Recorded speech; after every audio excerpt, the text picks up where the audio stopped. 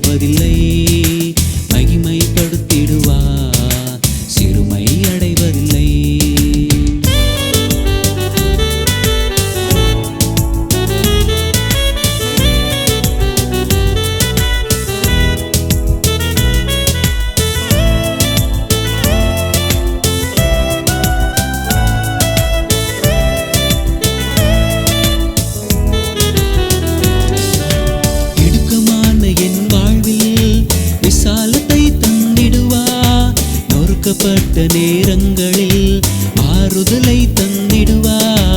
இடுக்கமான என் வாழ்வில் விசாலத்தை தந்திடுவா. நொறுக்கப்பட்ட நேரங்களில் ஆறுதலை தந்திடுவா. குறுகி போவதில்லை, சிறுமை அடைவதில்லை. குறுகி போவதில்லை, சிறுமை அடைவதில்லை. வர்த்திக்க பண்ணிடுவா. குறுகி போவதில்லை, மகிமைப்படுத்திடுவா. சிறுமை அடைவதில்லை, வர்த்திக்க பண்ணிடுவா. குறுகி போவதில்லை, மகிமைப்படுத்திடுவா. சிறுமை அடைவதில்லை.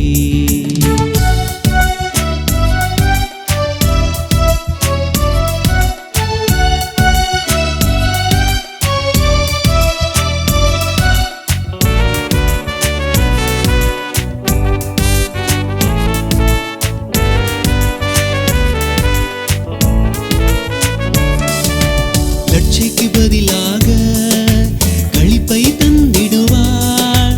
பகிர்ஞர் முன்பாக சாட்சியா நிறுத்திடுவார்.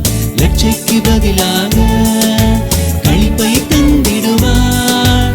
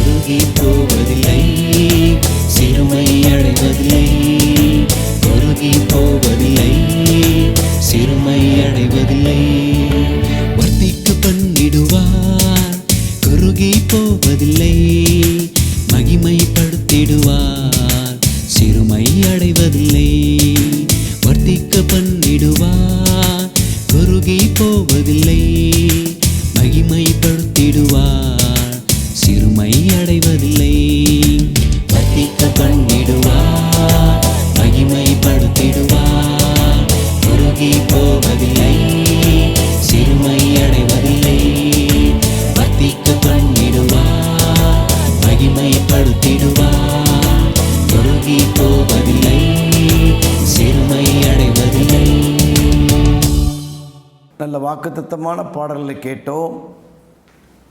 அந்த பாடலின் வார்த்தையின் மூலமாக ஆண்டவர் உங்களை அதிகமாக ஆஸ்வதிக்கும்படி நாங்கள் ஜெபிக்கிறோம். இப்பொழுதும் பிரியமானவர்களை வாசிக்கும் பொழுது ஆண்டவர் சொல்லக்கூடிய காரியம் என்ன? ஆபிரகாமுக்கும் ஈசாக்குக்கும் யாக்கோபுக்கும் ஆணையிட்ட தேசம் இதுதான் என்று வாசிக்கிறோம். அக்டோபர் மாதத்திலே ஆணையிட்ட ஆசீர்வாதம். அக்டோபர் மாதத்திலே ஆணையிட்ட ஆசீர்வாதம். ஆணையிட்ட ஆசீர்வாதங்களை ஆண்டவர் இந்த அக்டோபர் மாதத்திலே உங்களுக்கு தரப்போகிறார். பிரியமானவர்களே, என்றைக்கு ரட்சிக்கப்பட்டீர்களோ, என்றைக்கு மனம் திரும்பினீர்களோ, என்றைக்கு ஆண்டவர் உங்களோடு கூட முகமாக பேசினாரோ, குடும்ப ஜெபத்திலே, ஆலயத்திலே, தனிப்பட்ட ஜெபத்திலே, உனக்கும் உன் சந்ததிக்கும் தருவேன் கொடுப்பேன் என்று எதையெல்லாம் ஆணையிட்டாரோ அந்த ஆணையிட்ட ஆசீர்வாதம் அக்டோபர் மாதத்திலே நிறைவேறும் என்பதிலே நீங்கள் கவனமாக இருக்க வேண்டும். அக்டோபர் மாதத்தில் நிறைவேறும் என்பதை நீங்கள் விசுவாசிக்க வேண்டும். பிரியமானவர்களே, ஆண்டவர் ஆணையிட்டார். மனுஷன் ஆணையிடுவான், ஆனால் செய்ய மாட்டார். ஒரு கவிஞன் இப்படியாக எழுதினார், நான் ஆணையிட்டால் அது நடந்து விட்டால், நடந்துச்சோ நடக்கலையோ எனக்கு தெரியாது, ஆனால் கர்த்தர் உன் மீது ஆணையிடுவாரேயானால் ஆணையிட்ட ஆசீர்வாதங்களை ஆண்டவர் தருவதற்கு மிகுந்த கரிசனை உள்ளவராய் இருக்கிறார். சங்கீதம் 132:12 வாசிக்கும் பொழுது கர்த்தர் தாவீதுக்கு ஆணையிட்டார், அவர் தவறமாட்டார் என்று வாசிக்கிறோம். எபிரேயர் 7:20 வாசிக்கும் பொழுது கர்த்தர் ஆணையிட்டார், மனம் மாறாமல் இருப்பார் என்று வாசிக்கிறோம்.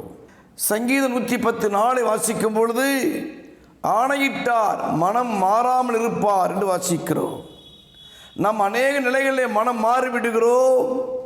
சில பிரச்சனைகள் வரும் பொழுது, போராட்டங்கள் வரும் பொழுது, சில இழப்புகள் வரும் பொழுது, நினைத்த காரியம் நடக்காத பொழுது நாம் மனம் மாறிவிடுகிறோம், குணம் மாறிவிடுகிறது. ஆண்டவர் மனம் மாறாமல் இருப்பார், ஆண்டவர் குணம் மாறாமல் இருப்பார். அதுதான் நம்முடைய ஆண்டவர். எனக்கென்மானவர்களே, ஆகவே கலங்க வேண்டாம். ஆணையிட்ட ஆசீர்வாதங்களை ஆண்டவர் இந்த அக்டோபர் மாதத்தில் தருவார். என்றைக்கு சொன்னார்?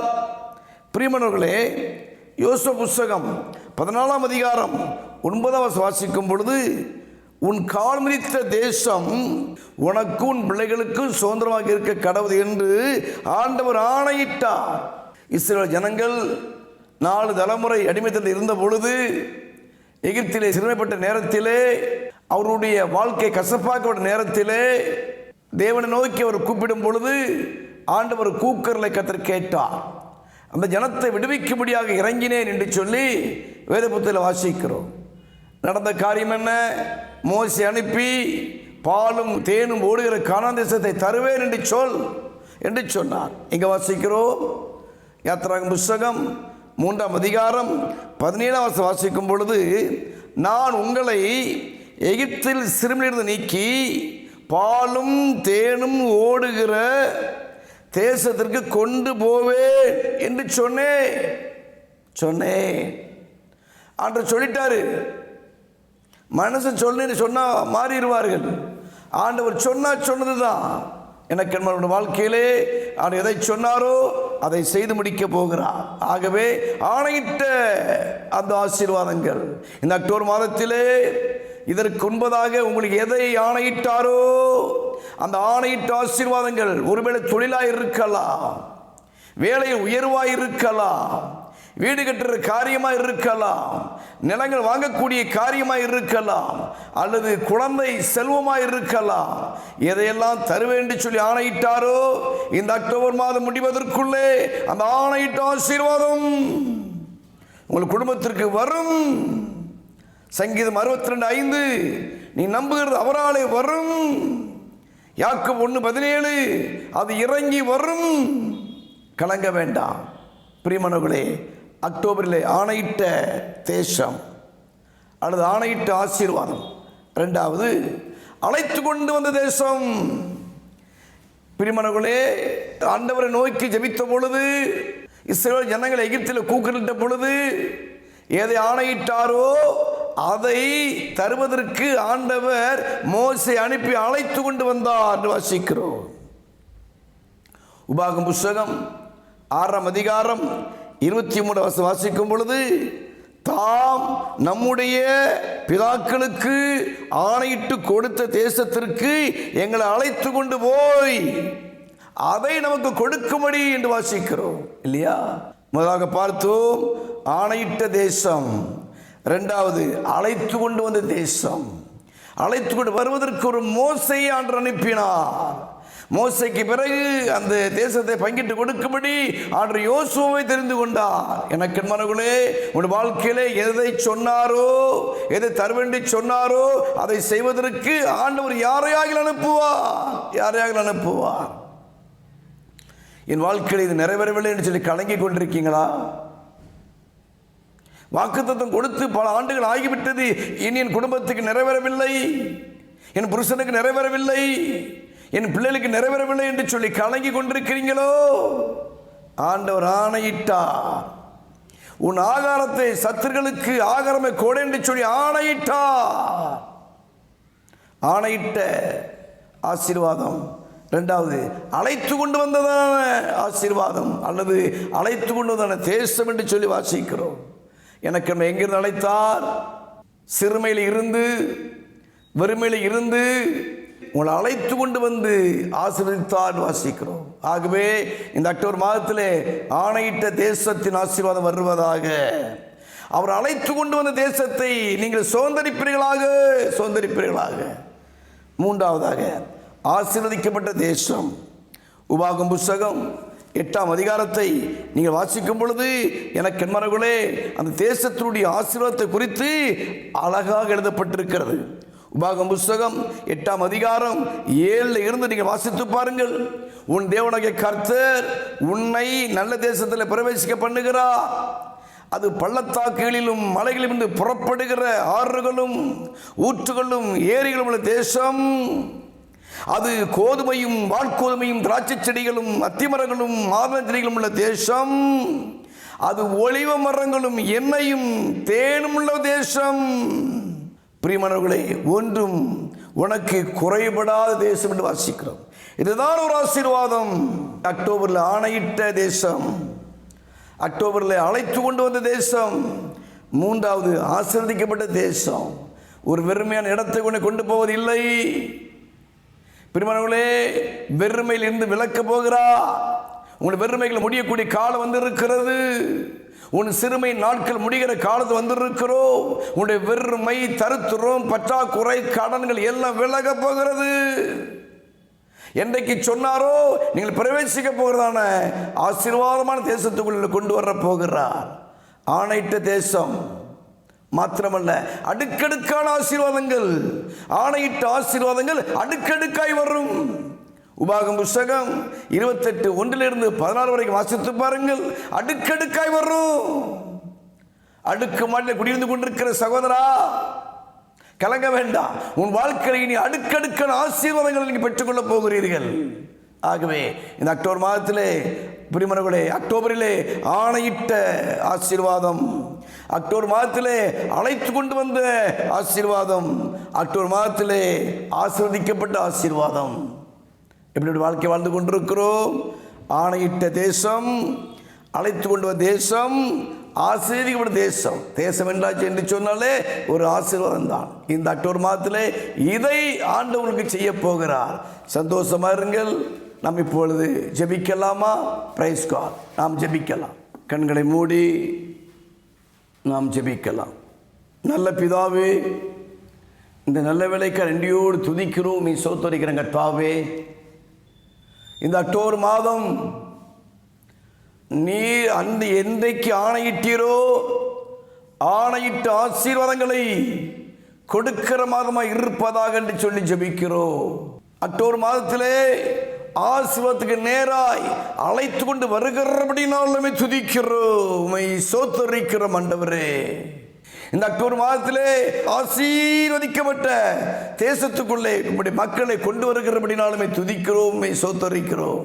ஆசீர்வதிக்கும்படி நாங்கள் ஜெபிக்கிறோம். 9 மாத வராத ஆசீர்வாதம் இந்த 10ஆம் மாதத்தில் வருவதாக என்று சொல்லி ஜெபிக்கிறோம். அன்றைக்கு நோவாவுக்கு 10ஆம் மாதம் முதல் தேதியிலே மலைச்சிகர்கள் காணப்பட்டது போல 10வது மாதத்திலே கர்த்தாவே ஒரு அற்புதம் நடப்பிக்கும்படி ஜெபிக்கிறோம். இவருடைய கண்கள் ஆசீர்வாதங்களை காணும்படியாக நாங்கள் ஜெபிக்கிற ஆண்டவரே, இயேசுவின் நாமத்தினாலே வேலைக்காய் காத்திருக்கிற, உயர்வுக்காய் காத்திருக்கிற, விடுதலைக்காய் காத்திருக்கிற, சுகத்துக்காய் காத்திருக்கிற, நல்ல வீட்டுக்காய் காத்திருக்கிற, இடம் வாங்குவதற்காய் காத்திருக்கிற, திருமணத்துக்காய் காத்திருக்கிற, குழந்தைக்காய் காத்திருக்கிற அத்துணை பேரையும் இந்த அக்டோபர் மாதத்தில் ஆசீர்வதிக்கும்படியாக நாங்கள் ஜெபிக்கிறோம்.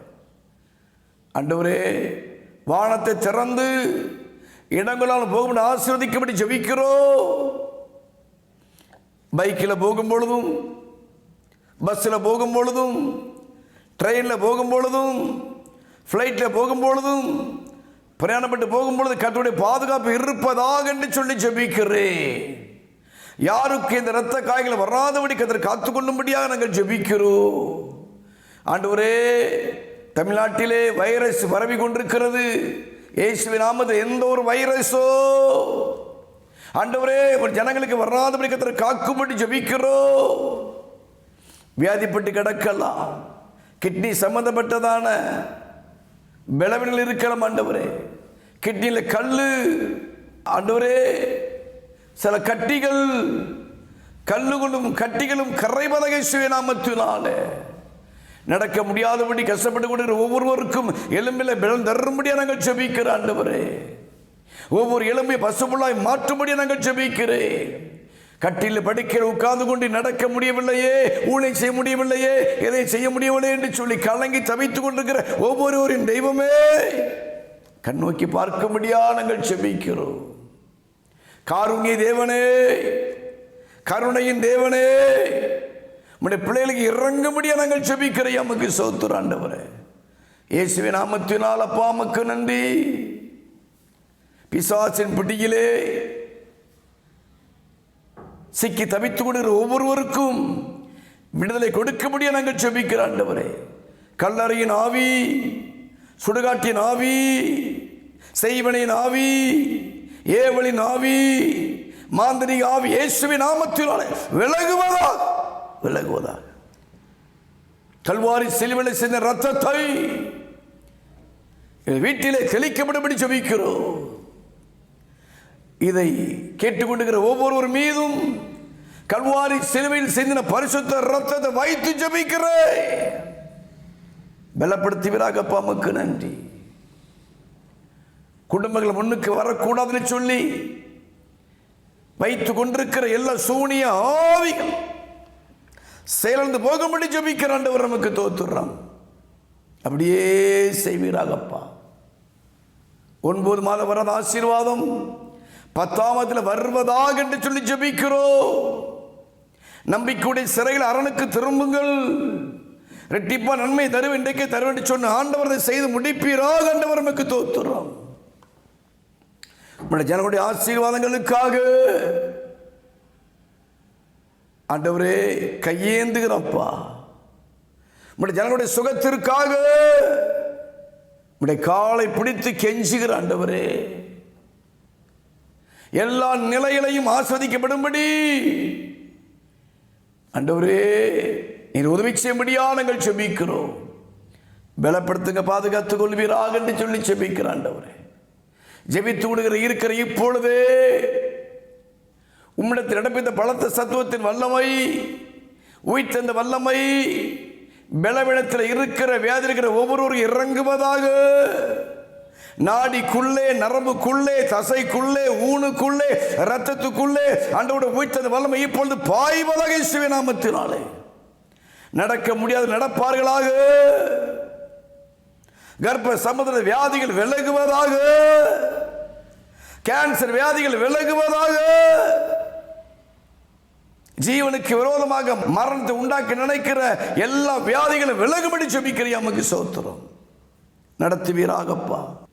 ஆசீர்வாதத்தை இழந்து, சந்தோஷத்தை இழந்து, சமாதானத்தை இழந்து நிம்மதி இழந்து, தொழிலை இழந்து யாரெல்லாம் தவித்துக் கொண்டிருக்கிறார்களோ, அப்பா அப்பா, இந்த அக்டோபர் மாதத்திலே இழந்து போன எல்லாவற்றையும் திருப்பி கொடுக்கும்படி ஜெபிக்கிறேன். அப்படியே செய்வீராக. விற்கப்பட வேண்டிய இடங்கள் விற்கப்படுவதாக, வாங்கப்பட வேண்டிய இடங்கள் வாங்கப்படுவதாக, உடைய பிள்ளைகளை கீழாக்கள் மேலாக்குவீராக,